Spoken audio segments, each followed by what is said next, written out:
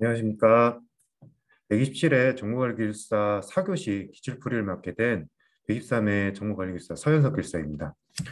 먼저 이번 시험 보고 이제 바로 이제 7월 달에 128회가 준비되어 있다 보니까 다들 이제 시험 보시고 난 후에 많이들 염려가 좀 있었던 것 같은데 바로 이제 128회 결과 상관없이 128회 준비를 하실 수 있도록 많이 이제 마음 관리라든지 멘탈 관리 잘 하셔서 준비 잘 하셔서 좋은 결과 있으시길 바라겠습니다. 먼저 이제 4교시 문제부터 좀 볼 건데요. 첫 번째가 이제 MSA에 대한 문제가 나왔습니다. MSA 하면은 이제 기존에도 계속 뭐 모의고사가 됐든 아니면 기출이 됐든 간에 많이 나왔던 문제이고, 또한 이제 모노리스 아키텍처와의 비교는 항상 많이 해봤던, 많이 답안지에 작성해봤던 그런 문제가 아닐까 싶습니다. 그 중에서도 더 나아가서 최근에 얘기되고 있는 서비스 메시까지 해서 전체적인 MS에 대한 흐름을 알고 있는가에 대한 문제가 이제 첫 번째 문제가 나왔고요. 두 번째는 최근에 이제 티커머스와 관련해서 이제 전자신문이나 이런 데도 많이 나오고 있는데요. 그런 이제 개인 맞춤형 데이터를 기반으로 한 커머스에 대한 문제가 나왔습니다. 티커머스의 기반이 될 수 있는 데이터 커머스에 대한 문제가 나왔고요. 그래서 데이터 커머스에 대한 개념, 뭐 주요 기술 특징 이런 것처럼 이제 처음 기존에 출제되지 않고 이번에 출제된 그런 문제의 특징을 좀 보여주고 있습니다. 세 번째는 이제 샤딩 문제가 나오는데요. 이 샤딩과 파티셔닝도 또한 이제 기존에 계속 많이들 보셨던 토픽이고, 그리고 지금 1교시에 몽고디비가 나왔습니다. 몽고디비와 연관돼서 또 하나 이제 연관돼서 샤딩과 파티셔닝 문제가 같이 나오지 않았을까? 그렇게 조심스럽게 좀 추측을 좀 해보고 있습니다. 그리고 네 번째는 많이들 나올 거라 예상하였고, 그러나 이걸 과연 다 외울 수 있을까라는 것을 좀 고민스럽게 좀 보았던 데이터 산업법, 데이터 기본법이라고 하는 이 문제가 나왔습니다. 그리고 다섯 번째는 이제 많이 나왔던 UML 문제가 나왔는데, 다만 다른 거는 이제 실제 여기에 대한 구성 요소들을 다 써라. 이 시퀀스 다이어그램 중에 뭐 프레임, 오브젝트, 라이프라인 이렇게 직접적으로 이제 그 답변해야 될, 쓰셔야 될 것들을 직접 어, 명확하게 이제 써라라고, 예를 들어 목적, 작성 순서, 구성 요소별 표기법 이렇게 좀 표시를 해놨어요. 그래서 이 부분에 대해서 어떤 분은 오히려 좀 쉬웠다, 또 어떤 분은 좀 어려웠다 이렇게 얘기를 좀 하시는 것 같습니다. 또 하나 이제 콜라보레이션 다이어그램을 기준으로 이제 순차 다이어그램을 그리셔야 되는데, 기존에 이제 콜라보레이션 다이어그램을 가지고 어떻게 옮길 것인가에 대한 조금은 좀 깊이 있게 한번 보셨던 분들, 또는 UML 한번 해보셨던 분들에게 오히려 조금 좋은 효과가 있는 그런 문제가 되지 않을까 좀 생각되고요. 6번에 이제 블루 가마 모드는 나온다 하다가 이번에 저 나오게 되었습니다. 정말 많은 분들이 아시고 몇 년 동안 계속 해보셨던, 직접 이거를 네 개를 다 쓴다는 게, 그 그림을 그린다는 게 조금 어려운 부분이 있고요. 이 부분에 대해서 이제 기존에 이제 암호화 부분은 대부분 많이 아시지만, 추가적으로 이제 추가 점수를 받기 위해서는 복호화 부분도 간혹 이제 얘기를 좀 해주셔야 되지 않을까라는 생각이 들고요. 그래서 이 네 가지 22, 뭐 CBC, CFB, OFB, 뭐 CTR까지 언급하던 하는 거에 대해서는 다들 이제 잘 작성하실 것 같고요. 이제 추가적으로 어떻게 마지막 간글이라든지 도입 부분을 가져가셨을까 하는 부분이 좀, 네, 추가 점수를 좀 차별화 부분을 가져갈 수 있는 부분이지 않을까 좀 싶긴 합니다. 다만 이게 이제 시간 내에 작성하는 게 조금 걱정스럽긴 하거든요. 기존에 좀 연습이 좀 되어 있어야지만 좀 쉽게 작성할 수 있는 그런 문제가 되지 않을까 싶습니다. 하나씩 또 차근차근 좀 보겠습니다. 첫 번째 MSA 같은 경우는 그 뭐 클라우드 네이티브가 됐든 어디든 간에 최근에 계속적으로 나오고 있습니다. 뭐 모의고사에도 나왔지만 MSA 같은 경우는 이제 마이크로 서비스 단위로 해서 이제 기능을 구현하지만, 최근에 나왔던 뭐 모의고사에 나왔던 그 트랜잭션에 대한 문제도 좀 있었고요. 그래서 뭐 사과 패턴이라든지 보상 트랜잭션이라든지 이런 부분도 얘기 있었고요. 또 하나 이제 여기서 나온 이제 네 번 그 질문이 서비스 메시가 나왔어요. 그 서비스 메시가 왜 필요한지 부분이 같이 좀 도입부가 됐든 간글이 됐든 간에 좀 같이 녹여져 나가야 되지 않을까라고 생각이 되어집니다.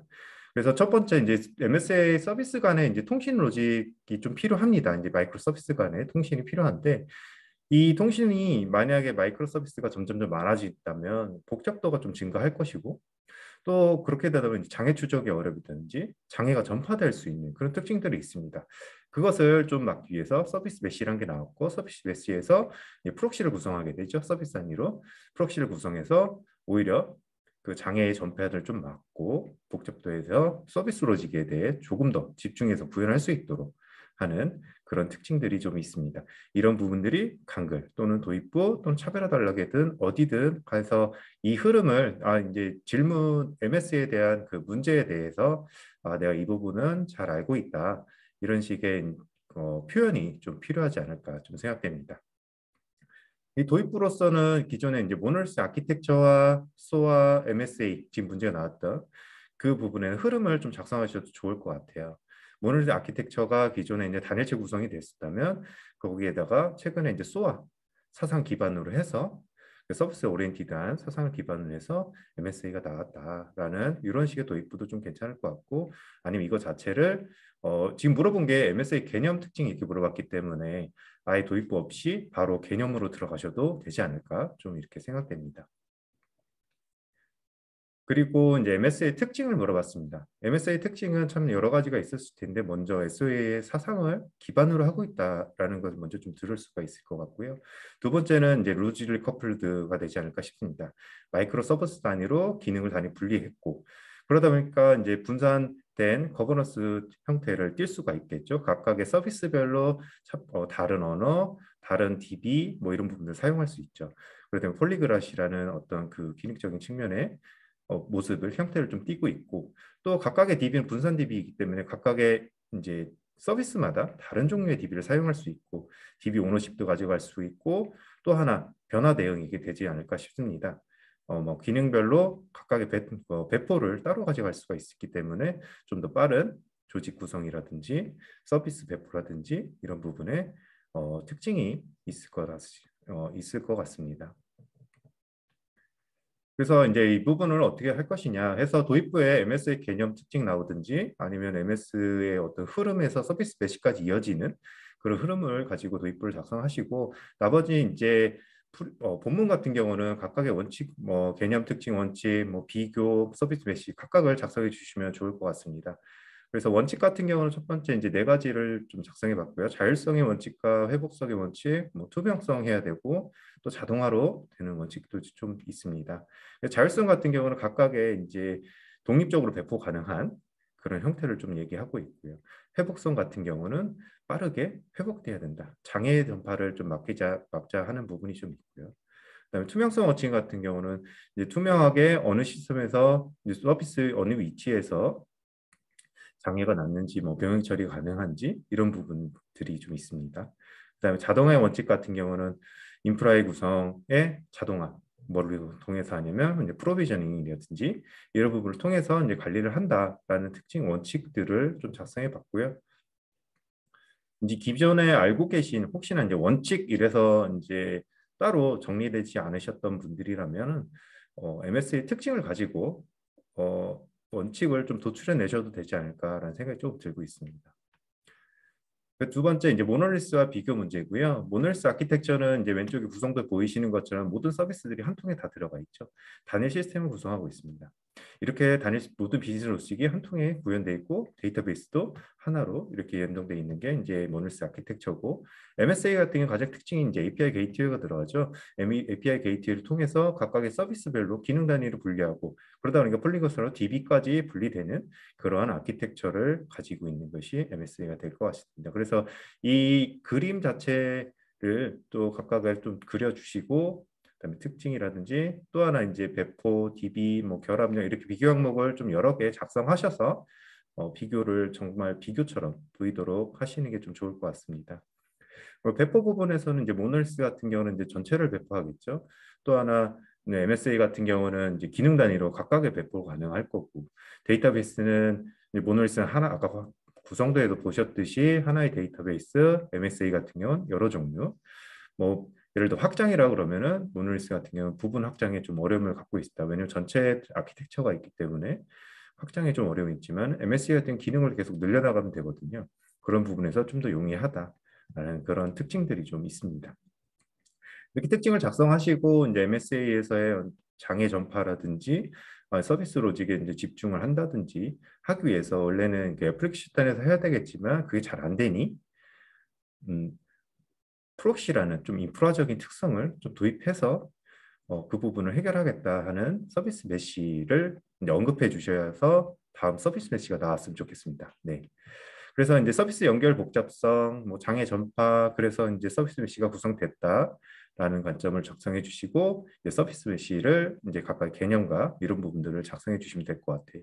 서비스 메시는 각각 두 개로 나눠져 있죠. 컨트롤 플레인과 데이터 플레인으로 좀 나눠져 있고 각각의 이제 서비스에는 이제 프록시, 사이드카라는 프록시가 있어서 이 프록시에서 각각 뭐 라우팅을 하든지 뭐 그런 분들 로드 밸런싱 하는 부분이 각각 이제 들어가게 됩니다. 여기서 이제 통신을 관장하게 되고 전체적으로 이 사이드카 프록시에 대한 관리를 하고 있는 서비스 메시 컨트롤까지 해서 이렇게 두 가지로 나눠져 있는 부분들이 있습니다.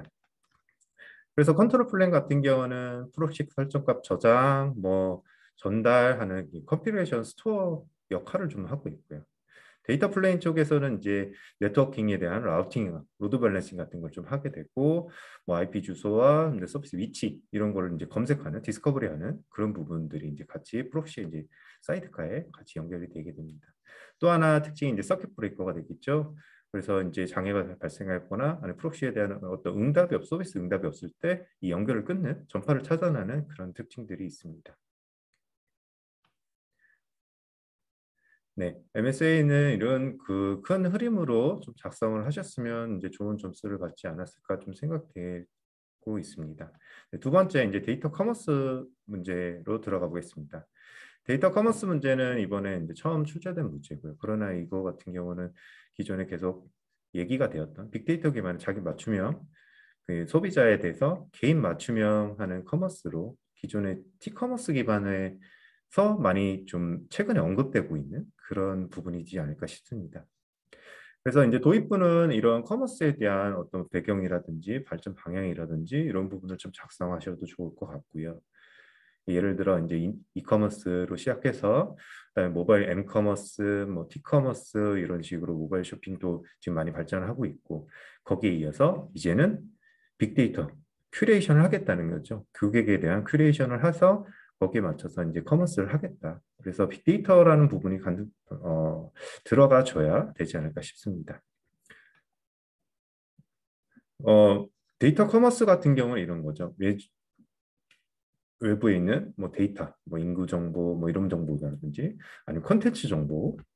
세 번째는 모바일 정보, 위치 정보. 또 하나 이제 기존에 하셨던 쇼핑하거나 했던 관심 상품이라든지 이런 커머스 데이터.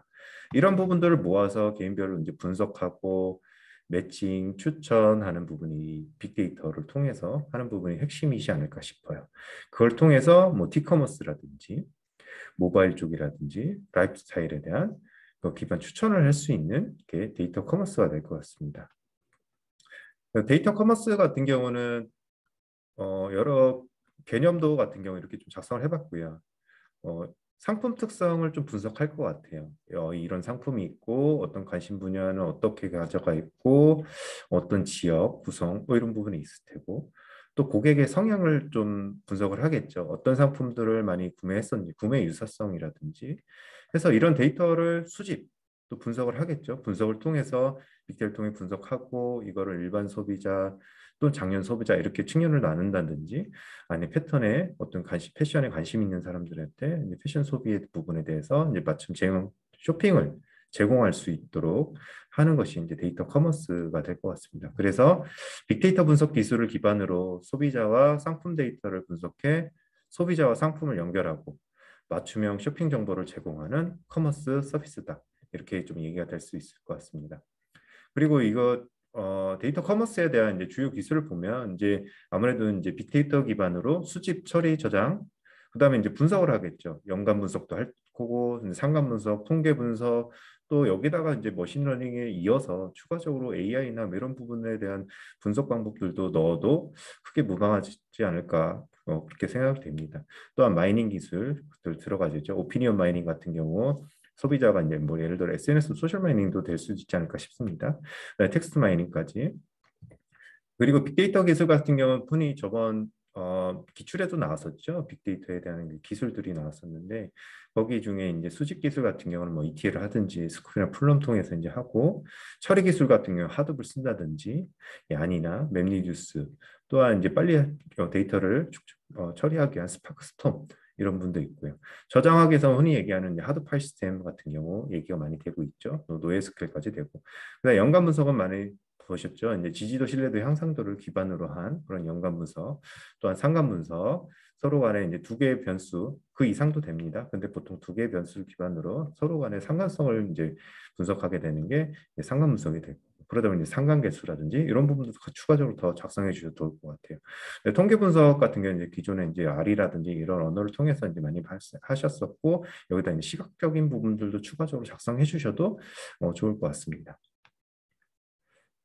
그다음에 이제 특징이 될 것 같습니다. 근데 데이터 커머스 특징은 이렇게 좀 나눠도 될 것 같아요. 어떤 산업 변화적인 측면에서의 이런 데이터 기반의 커머스가 등장했다라는 이런 등장의 배경에 관련된 것들 특징을 좀 작성하셔도 좋을 것 같고 또 하나 뭐 그냥 고객 맞춤형 서비스 이제 실제 서비스 측면에서도 어떻게 되었는지에 대한 고객 맞춤형 서비스 또 하나는 이제 개인 감성 분석 인공지능을 활용하겠다는 거죠. 인공지능까지 활용해서 원하는 취향을 찾아보겠다 하는 그런 맞춤형으로도 좀 얘기가 될 것 같아요. 그다음 빅데이터는 당연히 이제 좀 들어가줘야 되겠죠. 이제 분석 방법. 또 하나 이거를 중개하겠다. 그래서 이제 데이터 기반의 데이터 커머스 자체 단독이 아니라 이걸 티커머스, 엠커머스 부분까지 다 연결을 하고 또 중개 서로 판매자를 연결, 구매 중개하는 그런 플랫폼까지 얘기가 되고 있다라는 거를 특징으로서 작성해 주셔도 좋을 것 같습니다. 그다음에 마지막에 물어본 게 이제 활용 분야입니다. 활용 분야 같은 경우는 가장 먼저 이제 쇼핑을 기준으로 해서 뭐 핀테크 쪽이나 신용카드 쪽에다가 이제 구매 상품 이런 부분들 다 가능할 것 같습니다. 그리고 배달앱, 키오스크 이쪽에도 또 하나 광고 쪽에도 이제 가장 큰 영향을 주겠죠. 이제 큐레이션을 해서 관심도를 찾아서 이제 분석해서 하는 방법. 가장 큰 쇼핑 앱에서 쇼핑 큐레이션 또 하나 홈쇼핑에서도 많이 활용이 되죠. 네, 라이브 커머스나 이런 부분도 다 접목이 가능해서 가능할 것 같습니다. 네, 그리고 이제 세 번째는 이제 1교시에 몽고DB가 나왔어요. 몽고DB의 가장 특징이 샤딩과 뭐 레플리카 셋 뭐 이런 부분이 아닐까 싶어요. 그래서 도입부로는 이제 몽고DB를 좀 작성해 주셔도 좋을 것 같고 아니면 샤딩의 필요성이라든지 아니면 이제 샤딩의 개념 자체를 물어봤기 때문에 샤딩의 개념으로 좀 시작하셔도 되지 않을까 좀 싶습니다.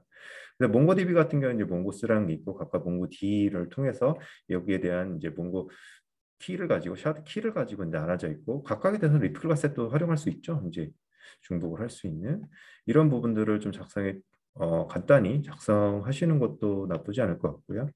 또는 이 데이터베이스 특징으로 이거를 스케일업하거나 아웃할 수 있는 방향이 뭐냐 해서 스케일업 같은 경우 말 그대로 리소스를 좀 올리는 거죠. 스케일업 같은 경우는 노드 단위를 좀 확장하는 게 기존에 이제 파티셔닝이라는 부분이 좀 있었고 여기서 이제 샤딩 그 중에 수평 분할 측면에서의 샤드 키를 가지고 하는 샤딩이라는 게 좀 있습니다. 그리고 또 샤딩의 뭐 목적 측면이라든지 뭐 데이터를 분산한다던가 백업만 복구 전략을 위해서 좀 사용한다던가 뭐 그런 시스템, 뭐 라이트가 뭐 빈번하다던가 그런 대용량성 데이터에 대해서 이런 분할이 필요하다라는 식의 어떤 그런 도입부를 작성하셔도 좋지 않을까 생각됩니다. 그 풀이 전략으로는 분할 방법이 있죠. 버티컬한 거, 레인지, 범위에 대한 거, 키나 해시, 또 디렉토리 기반으로 하는 네 가지 분할 방법이 있기 때문에 이 부분은 다른 분들도 많이 작성해 주셨을 것 같아요. 그래서 이 부분들은 정확하게 작성해 주셔야 되지 않을까 싶습니다.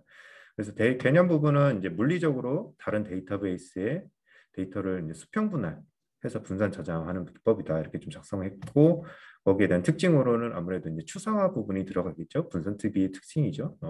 위치 추상화 뭐 이런 부분 들어가고요. 뭐 성능 개선 측면이 가장 크지 않을까 싶습니다.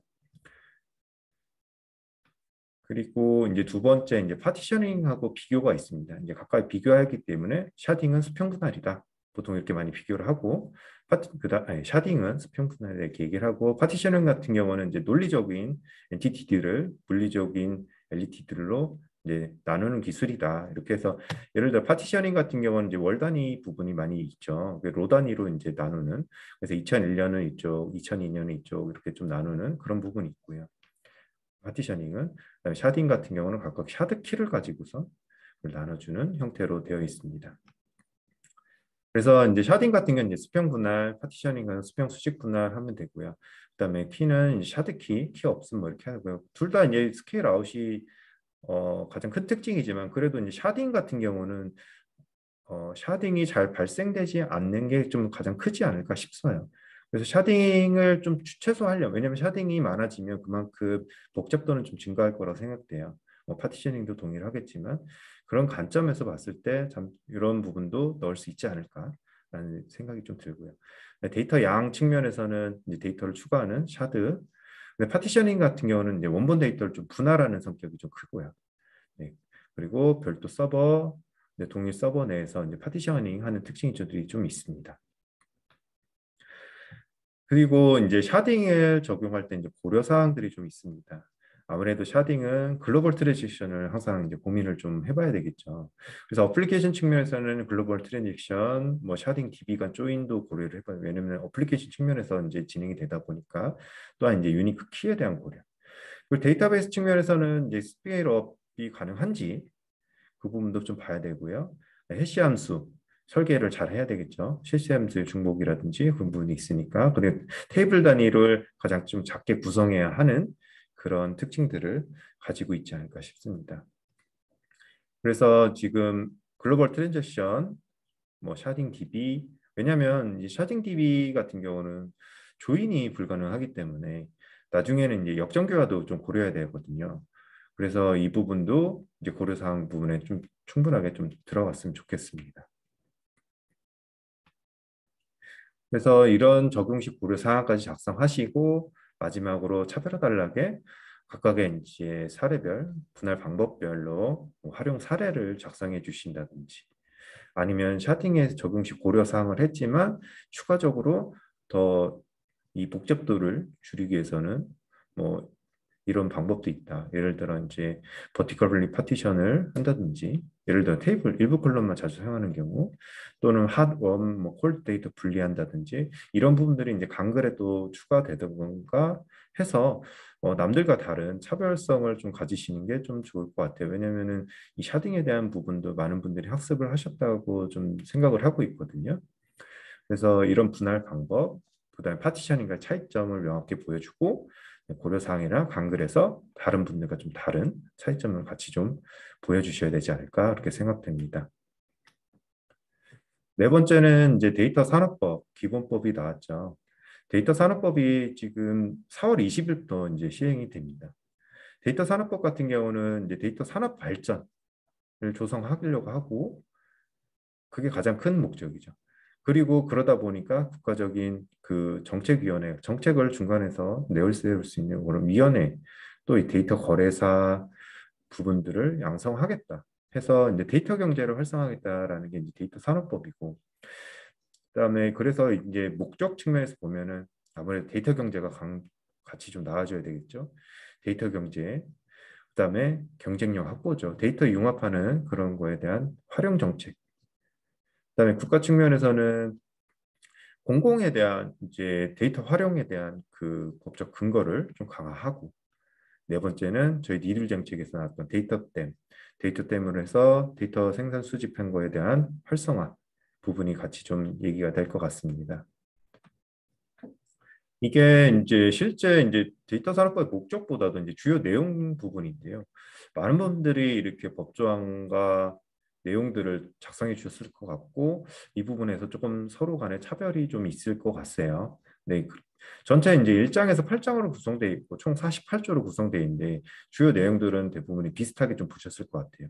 그러다 보니까 이제 법조항 거기서 얘기하는 부분들을 좀 명확하게 좀 작성하셔야 고득점이 가능하지 않을까 싶습니다. 그래서 1, 2조에서는 이제 데이터 산업법의 이제 목적, 정의, 부분을 얘기하고 있고요. 4조 부분 같은 경우는 이제 기본 계획을 수립해야 된다 해서 3년마다 이제 진행 기본 계획 수립을 얘기하고 있어요. 그리고 6조 같은 경우는 데이터에 대한 그 위원회를 해서 기본 계획을 수립하겠다. 그래서 정책위원회에서 기본 계획을 3년마다 수립하는 그런 형태로 갈 것 같고요. 데이터 자산을 보호해야 한다. 당연히 이제 데이터 자산에 대한 부분도 나와줘야 될 것 같고, 또 하나 이거를 가치를 평가하겠다. 그래서 가치 평가 기법, 체계, 뭐 인증 품질에 대한 인증 기간 등을 지정 추진하는 부분이 각각 14조, 20조의 부분에 있고요. 그다음에 데이터 거래를 하기 위해서는 사업자가 신고를 해야 된다. 이렇게 신고를 하면은 재정적이나 기술적으로 지원까지 같이 하겠다라는 부분이 데이터 사업자 신고 부분이 있습니다. 그리고 많이 나왔던 데이터 거래사 양성 지원이고요. 데이터 거래사로 해서 필요 정보나 교육까지 제공하겠다. 가기정통부에서는 이 거래사 등록하신 사람들한테 추가적으로 제공하겠다 이렇게 얘기되고 있습니다. 또 하나 이제 당연히 이제 중소기업이나 창업 지원 부분이 나올 수밖에 없고요. 정책이다 보니까 그래서 이제 데이터 기반 산업 활성화하기 위해서 데이터 관련 역량이라든지 사업화 부분이라든지 일부 비용 부분을 지원한다든지 하는 부분들이 같이 좀 있습니다. 그리고 전문 인력. 그래서 데이터에 대한 전문 인력을 양성하기 위한 뭐 양성 기관 지정이라든지 그럼 지원하겠다라는 부분이 있고요. 그다음에 34조에 있는 게 분쟁 조정위원회입니다.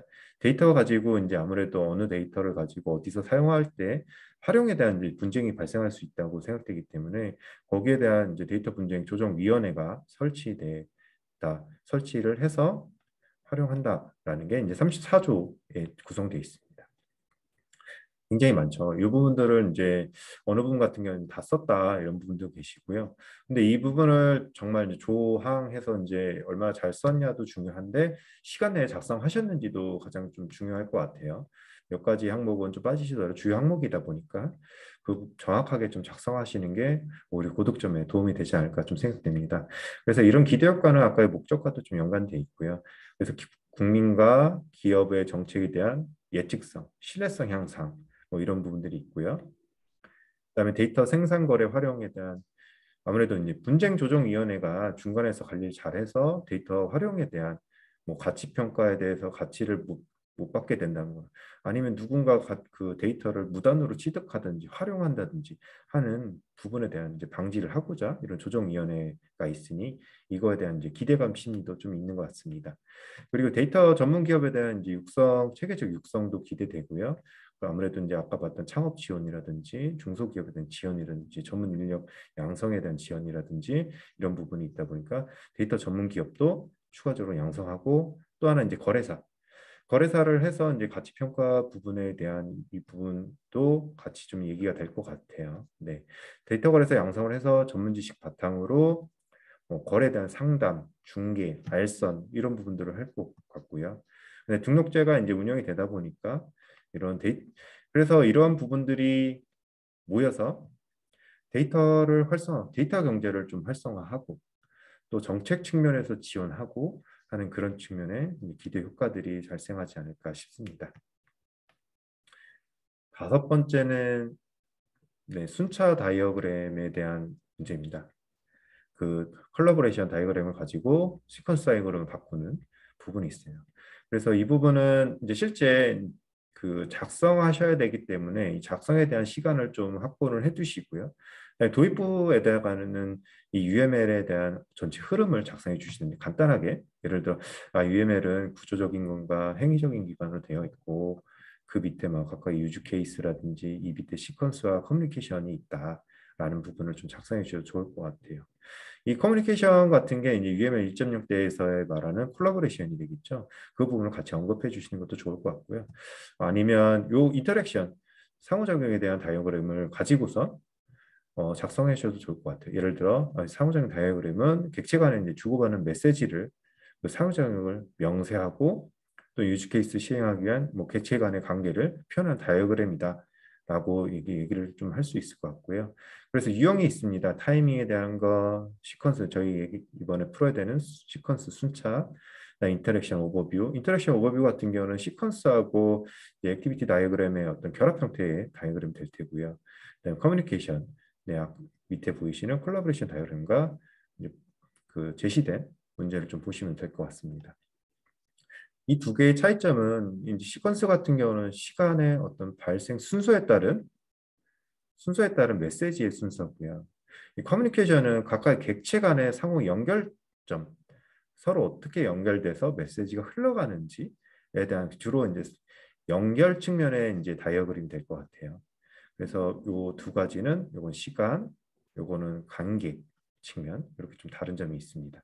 요 부분들을 각각의 이제 작성해 주면 좋을 것 같고요. 한글이나 이런 부분들에 그렇죠? 아니면 그리고 도입부로서 이렇게 전체 UML 2.0에 대해서 2.0과 특징을 발생하든지 아니면 UML 구조라든지 아니면 요 하이로 내려서 인터랙션 다이어그램을 하든지 아니면 바로 순차 다이어그램의 목적 및 작성 순서로 들어가셔도 될 것 같아요. 다만 이제 순차 다이어그램이 뭔지에 대한 정의 부분은 같이 좀 넣어주셨으면 좋겠습니다. 그래서 시스템이 실행 시 생성되고 소멸되는 객체를 표기하고 객체들 사이에 주고받는 메시지를 여기 있는 시간의 발생 순서라는 게 가장 큰 어, 포인트가 되지 않을까 싶어요. 네, 그리고 목적으로는 아무래도 이 특징들이 다 있지 않을까 싶습니다. 뭐 순서에 초점 맞췄고 각각에 대해서는 정의하다 보니 이 오퍼레이션에 대한 정의가 가능하게 되고 또 하나 시각화 부분도 있고요. 그다음에 요구사항, 유즈 케이스를 기반으로 한 어떤 명세가 된다라는 특징들이 좀 있습니다. 그리고 그런 목적들이 있고요. 이걸 작성하기 위해서는 먼저 유즈 케이스를 분석이 돼야 됩니다. 이 유즈 케이스를 분석해서 이 액터는 누구고 객체는 누구고 그리고 이 액터와 객체는 어떻게 나열할 것인가. 보통은 액터를 이제 좌측에 왼쪽에 많이 작성을 해서 그다음에 객체는 각각의 메시지 순서를 고려한 그래서 이제 시각적인 부분도 이제 좀 고려를 하셔야 될 거예요. 하시고 네 번째 각각의 메시지가 어떻게 정의가 되는지 그래서 예를 들어 가드 부분이 이제 나오게 될 텐데 조건 부분도 어떻게 정의되어 있는지 이런 것들을 전체적으로 이제 파악이 돼야 됩니다. 그래서 메시지인데 어떤 시간적 순서에 따라서 작성해야 되는 부분이 좀 있습니다. 각각의 이제 구성 요소를 물어봤었죠. 6가지를 물어봤습니다. 프레임, 오브젝트, 라이프라인, 액티베이션 박스, 메시지, 카드 이렇게 6개를 물어봤고요. 프레임 같은 경우는 지금 시퀀스 다이어그램 같은 게 SD를 좀 표시되고요. 유즈 케이스 같은 게 UC 뭐 이런 식으로 표현해서 요 그 다이어그램의 어떤 영역들을 좀 묶어 표현하기 위해서 프레임이라는 게 사용이 됩니다. 실제 이제 UML 프로그램 같은 거는 실행하게 되면 거기에서 어떤 다이어그램 사용하겠다 그러면 이제 그 가장 상위에서 그 가장 외곽에 요 프레임이 적용이 됩니다. 그리고 오브젝트는 이제 실제 이제 메시지 교현에 참여하는 객체 또는 클래스 뭐 이런 부분들이 나야 되겠죠. 또는 행위자도 이제 오브젝트로 얘기는 할 수 있을 것 같은데 벡터도. 그래서 이제 시스템 내에 어떤 객체가 이제 유효하게 동작을 하는지 그 동작 부분은 이제 액티베이션 박스를 통해서 이제 나열이 되겠죠. 그래서 이제 오브젝트가 있고 그다음에 이 라이프라인 같은 경우는 이 오브젝트가 시스템 내에서 얼마나 중간중간 그 객체로서 시스템이 떠 있는지 이런 부분들을 나타내기 위한 이제 생명선입니다. 그래서 시스템상 실행 여부를 이 생명선 위에다가 표시를 하게 되고요. 네, 메시지 전달을 하게 되면 여기 이제 디지팩션 박스가 이렇게 생성이 되는 거죠. 네. 그래서 활성막대가 생성이 됩니다. 그래서 활성막대는 이렇게 네모나게 표시되고요. 이거 활성막대 같은 경우는 이 객체가 이제 시스템 내에 떠 있다, 존재한다라는 걸 좀 의미하고 있습니다. 이 시간 동안 시스템 내에 존재해야 된다라는 게 이제 같이 되어 있고요. 이 박스 길이 같은 경우는 또 이렇게 또 예측할 수 있는데, 이게 어느 정도 실행 소요가 이 정도 시간 정도는 동작해야 된다라는 관점도 같이 가질 수 있습니다. 그리고 메시지죠. 가장 중요한 게 메시지일 것 같은데 메시지 같은 경우는 이제 객체와 객체 또는 액터와 객체 이렇게 오브젝트 이렇게 연결이 될 텐데요. 그 메시지 같은 경우는 이제 전달 순서가 있습니다. 이 메시지 전달 순서 그래서 앞단에는 이제 보통 이제 넘버를 지정할 수가 있고요. 아니면 오토로도 지정되긴 하는데 중간중간 그 툴에 따라 좀 다른 것 같습니다. 그래서 이렇게 수동으로도 메시지 넘버 같은 걸 좀 지정할 수가 있고요. 그다음에 메시지 보면은 동기식으로 실행되는 게 있고 또는 비동기 셀프 메시지도 있습니다. 예를 들어 셀프 같은 경우 이렇게 바로 다시 본인한테 다시 들어오겠죠. 네, 본인 객체에서 실행되는 그런 셀프 메시지도 존재합니다. 가드 같은 경우는 이렇게 박스에 대괄호로 되어 있습니다. 예를 들어 x가 0일 때, x가 0보다 작을 때 해서 약간 if else 느낌의 그런 조건 값을 명시할 때 쓰는 게 가드가 될 것입니다. 그래서 각각의 인라인별로 조건을 메시지에 주게 됩니다. 이 조건일 때는 이렇게 흘러가라 라는 해서 이제 이 조건들을 명시하는 부분 해서 구성 요소들이 있고요. 이제 그 2.0에서는 컴바인드 프래그먼트라고 해서 이 if else를 좀 따로 나타내는 이런 약간 프레임처럼 작은 박스로 구성해서 이제 나타내는 것도 있어요. 루프문에 대해서 명시한다든지. 그래서 기존에 이제 1.0 대비 2.0에서는 좀 더 표시 시각화 측면에서 더 잘할 수 있는 그런 부분들이 추가됐다라는 부분들이 있습니다. 이제 실제 이제 분석을 들어가 보면 이 대여자가 있고 대여가 있고 도서가 있죠. 아무래도 이제 도서가 이제 중심이 될 것 같아요. 그래서 이제 도서를 예약하는 거죠. 첫 번째 대여자가 이제 액터가 될 것 같아요. 액터가 이제 대여 시스템을 통해서 대여 요청을 하고 그 대여 객체는 도서 객체로 두 번째 재고 확인을 하게 됩니다. 세 번째는 재고가 없으면 체크해서 재고가 없으면 재고 없음 통보 끝. 재고가 있다? 그러면 대여 처리를 한다. 그리고 도서 항목에 처리하고 마지막 대여 시스템에서 대여가 마무리되면 될 것 같아요. 근데 재고가 없다. 그럴 때는 다음 거 예약해 놓을 거야 라고 하는 예약 요청과 예약 처리 부분까지 같이 좀 들어가게 됩니다. 그래서 이 흐름에 대한 이 콜라보레이션이고요. 네, 또는 커뮤니케이션 다이어그램이라고 해도 될 것 같아요.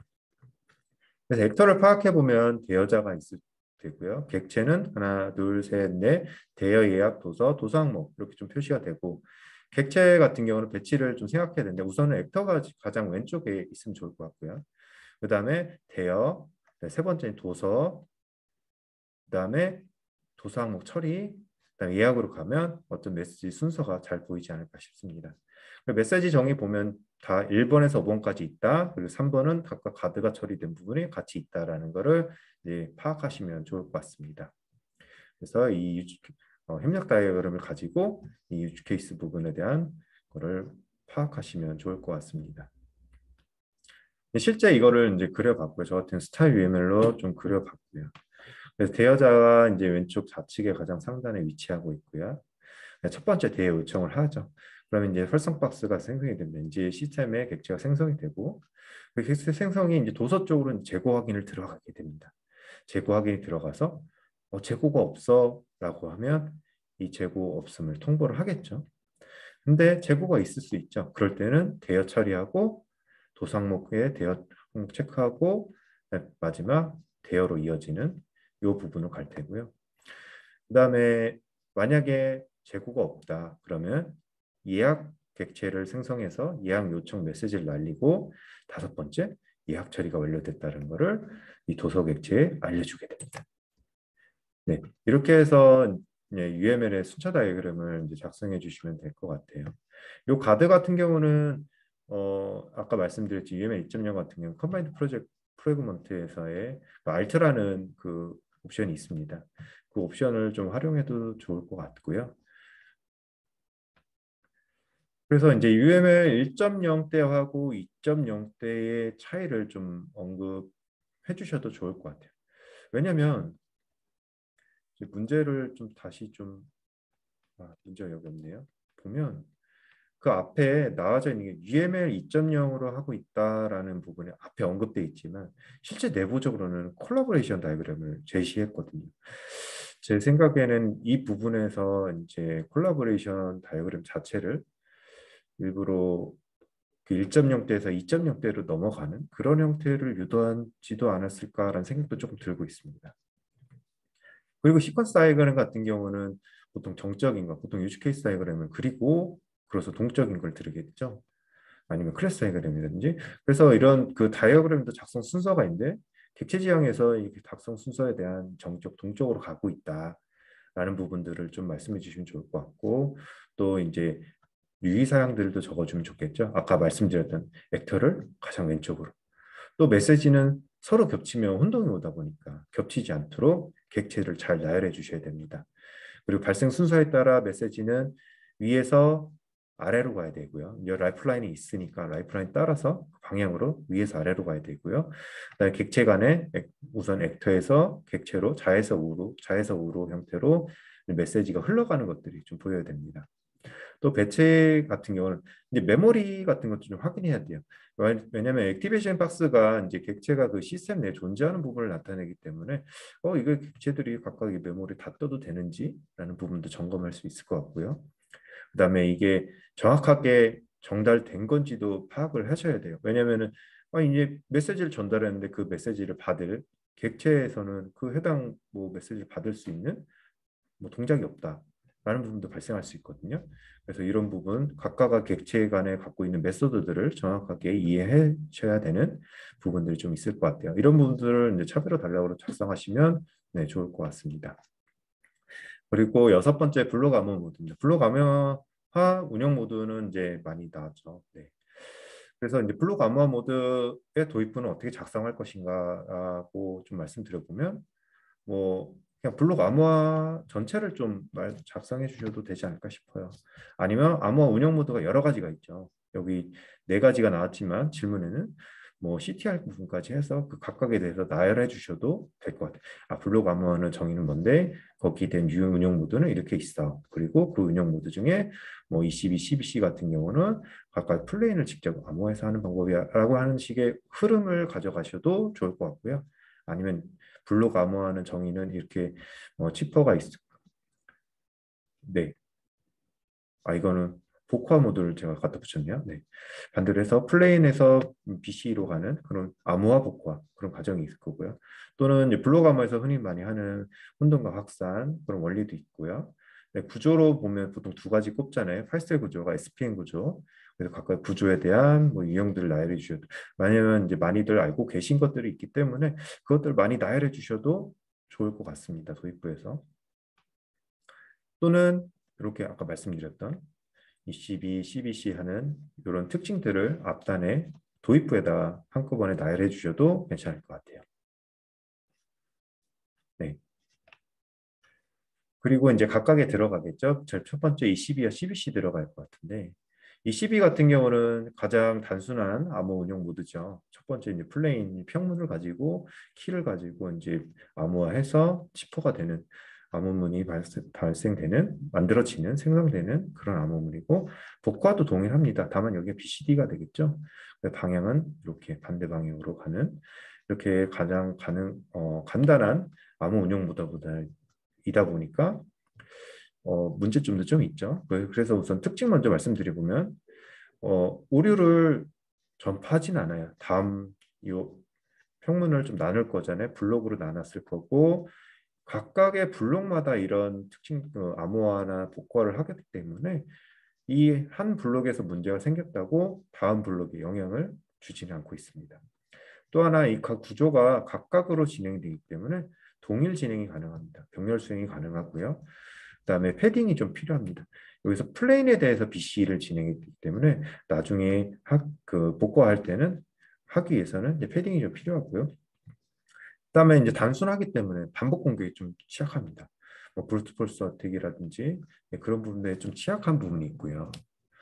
CBC 같은 경우는 동일하게 플레인으로 시작됩니다. 네, 평문으로 시작되고요. 다만 다른 점이 있다면 초기화 벡터가 있습니다. 초기화 벡터로 XOR을 하고 그것을 BC 하게 됩니다. 중간에 한 가장이 들어갔죠. 또 하나 다른 점은 이렇게 나온 암호문을 다음에 초기화 벡터로 사용한다. 해서 이거를 이 연산을 순차적으로 이어지게 되고 복과 같은 경우는 반대가 됩니다. 동일한 구조지만 방향은 반대로 되고 대신 D로 연결되는 BCD로 연결되는 형태가 됩니다. 근데 이제 암호화 같은 경우는 서로 이제 이 암호문이 다음에 아이블이 들어가는 형태가 되기 때문에 복화 이제 병렬 처리는 불가하지만은 복화 시에는 이제 가능하게 됩니다. 왜냐하면 기존의 암호문을 이미 암호화에서 발생된 암호문을 가지고 아이블을 쓰기 때문에 이미 있는 값이거든요. 계산된 값이 아니라 그럴 때 암호화 복화 시에도 병렬 처리가 가능하고 오류 전파가 가능하죠. 여기에서 만약 오류 발생하면 다음에 영향을 주는 그리고 암호화 같은 경우는 무조건 병렬이 안 되니까 순차 처리가 돼야 된다. 이런 부분들이 특징이 될 것 같습니다. 그리고 이제 CFB와 OFB, CTR 부분이 있는데 이 앞단의 22와 12C 같은 경우는 다르죠. 22와 12C 같은 경우는 플레인 텍스트를 기준으로 처리를 합니다. 근데 CFB와 OFB 같은 경우는 이니셜 벡터가 초기에 달라요. 네, 이니셜 벡터를 암호화합니다. 다시 보면 플레인 텍스트를 가지고 암호화를 하게 됩니다. 22도 볼게요. 플레인 텍스트를 가지고 암호화를 진행을 하게 됩니다. 요거 같은 경우는 CFB, OFB 같은 경우는 이니셜 벡터로 한다는 부분 좀 다르고요. 그리고 이거를 암호화하고 나서 각각의 나온 값을 가지고 XOR을 해서 치퍼가 나옵니다. 그리고 나온 결과를 뒤에 i브를 써 활용하는 이런 암호 모드가 CFB가 되겠습니다. 치퍼 피드백 부분이 되겠죠. 네, 그러다 보니까 이거는 이미 암호화된 걸 가지고 처리가 하면 되거든요. 암호화된 걸 가지고 하다 보니까 각각의 평문을 비트 단위 암호화가 가능합니다. 각각 나눠서 비트 단위 나눠서 세세한 암호화가 되고요. 그다음에 패딩도 불필요할 수 있어요. 왜냐하면 이 이니셜 벡터를 암호화한 거기 때문에 나중에 복구할 때는 패딩이 불필요하고, 그다음에 오류 영역은 전파가 될 수 있죠. 네, 이렇게 뒤로 이어지다 보니까. 그리고 만약에 요 공격이 있을 때 요 중간의 값을 안 다음에 이상한 값을 갖다 놓으면 요 부분에서는 영향이 있잖아요. 다음 부분에서는 그냥 정상적으로 흘러갈 수 있는 부분이 있습니다. 그러다 보니까 이제 재정성 공격에 취약하다는 그런 특징을 좀 갖고 있습니다. 이 각각을 저는 이제 특징을 묶었지만 이제 장점, 단점 이런 식으로 해서 이제 구조화해서 가도 괜찮을 것 같아요. 그다음에 OFB 같은 경우는 똑같이 초기화 벡터를 시작하고 대신 아까 이제 CFB 같은 경우는 이 치퍼를 가지고 피드백을 했지만 여기서는 암호화에 대한 아웃풋을 가지고 피드백을 하게 된 그런 형태입니다. 그리고 그러다 보니까 뒷부분에 보면 CP만 다르지 구조는 동일하거든요. 그래서 암복화가 좀 동일한 방식이다. 그리고 요거 같은 경우는 이니셜 벡터만 지정이 된다면 앞에 사전적으로 먼저 암호화해 놓을 수 있거든요. 이 키스트링 값을 미리 생성 가능하다는 부분이 있고요. 다만 병렬 처리는 불가하다. 왜냐하면 키스트림이 있기 때문에 각각이 다르죠. 그래서 병렬 처리는 불가능하고 대신 오류 영향은 요 각각에 대응하는 부분에만 영향을 미칠 수 있다라는 부분이 있습니다. 그래서 CFB 같은 경우는 이제 앞서 본 것처럼 자기 동기화 느낌이 죠. CFB 같은 경우. 각각의 치퍼를 가지고 하기 때문에 자기 동기화라고 좀 얘기한 거고, OFB 같은 경우는 그냥 동기식 스트링 암호화다라고 좀 얘기를 좀 하고 있습니다. 그래서 이제 ECB와 CBC와 CFB, OFB를 나누면 ECB와 CBC 같은 경우는 각각 플레인 텍스트를 암호화했고 CFB, OFB 같은 경우는 키스트림을 가지고 이제 암호화를 했다라는 측면이 좀 다르고요. 그러다 보니까 이제 두 각각에 대해서 다른 점을 스트림성이다, 블럭 암호화성이다, 뭐 이렇게도 얘기할 수 있을 것 같습니다.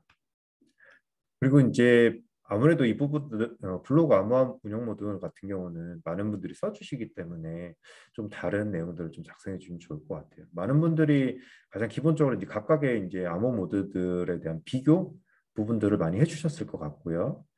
그다음에 저 같은 경우는 한번 이렇게도 나눠봤어요. 이제 대부분의 이제 암호 운영 모드가 이제 공격 때문에 잘 권장되지는 않고 있고요. 그 중에서의 OF 대신 CTR을 권장하게 됩니다. 왜냐하면 비표와 카운터가 이제 계속 변속적으로 난수를 생성하다 보니까 기존에 이제 OFB 같은 경우는 IV 값을 계속 바꿔줘야 돼요. 이거 바꿔주지 않는다면 중간에 이제 재소송 공격이 가능하거든요. 그래서 그걸 대신해서 대응할 수 있는 이 CTR을 사용하면 좋다. 그래서 이 CTR과 OFB를 각각 좀 비교하는 부분을 좀 해놨어요. CTR 같은 경우는 이제 카운터 비표 가지고 암호화를 입력으로 들어가죠. 근데 OFB 같은 경우는 이니셜 벡터를 암호화해서 들어가게 되고요. 이거 같은 경우는 이제 병렬 처리도 가능합니다. 근데 얘 같은 경우는 사전 생성만 가능하다는 거. 그다음에 얘 같은 경우는 키스트림이 반복될 일이 없죠. 계속 다른 값이 생성이 될 거예요. 근데 이제 OFB 같은 경우는 이제 이후에 동일값 생성 가능하죠. 네, 그런 부분이 있고요. 다만 동일한 점은 1비트 단위 가능하다. 왜? 앞단에서 암호화가 됐기 때문에 그런 부분에 좀 특징을 좀 갖고 있습니다. 이렇게 해서 비교 모드까지 비교모로 마지막을 좀 마무리해 주셔도 좋을 것 같고요. 네. 네, 이제 긴 시간 동안 시청해 주셔서 감사드리고요. 여기까지 127회 4교시 문제에 대해서 마무리를 짓도록 하겠습니다. 고생하셨습니다.